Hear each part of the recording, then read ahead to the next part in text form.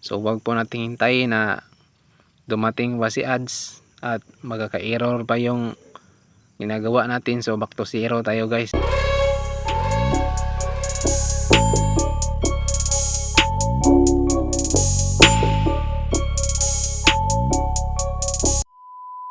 Hi guys, so for today's video guys is papakita ko sa inyo dapat nyong malaman, huwag kayong upload sa Facebook Reels at sa Facebook profile natin kasi medyo strict si Facebook Meta ngayon guys.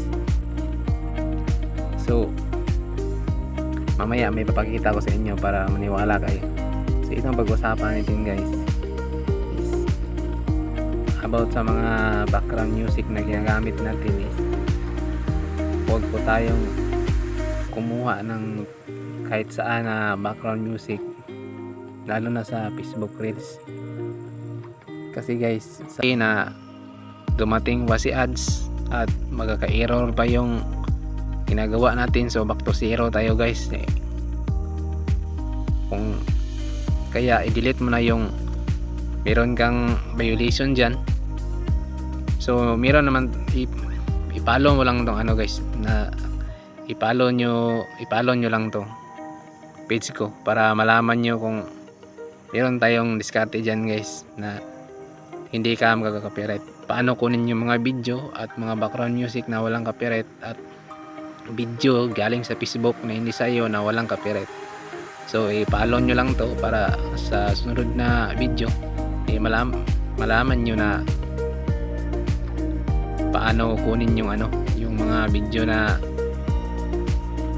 walang copyright na hindi sa atin. Kasi din para lang sa guys, sa mga walang alam. So wag po nating gawin yung ganun. Wag po tayong gumawa ng violation at ingatan po natin yung natin profile guys, lalo na pag kahit nag-comment lang kayo guys ng mga laswa na video, bawalin guys. Basahin nyo dyan sa mga policies ni Meta guys, makikita nyo dyan. Ayan guys, ayan. So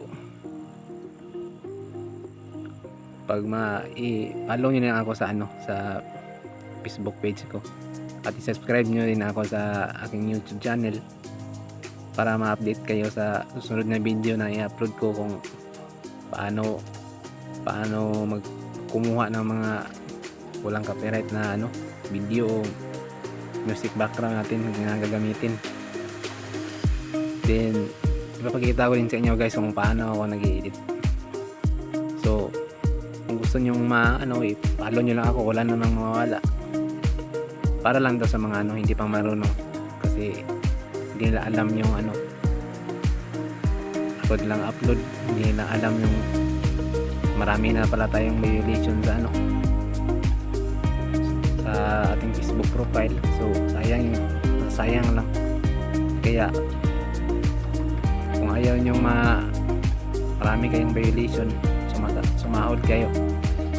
So mag-ingat tayo, panoorin mo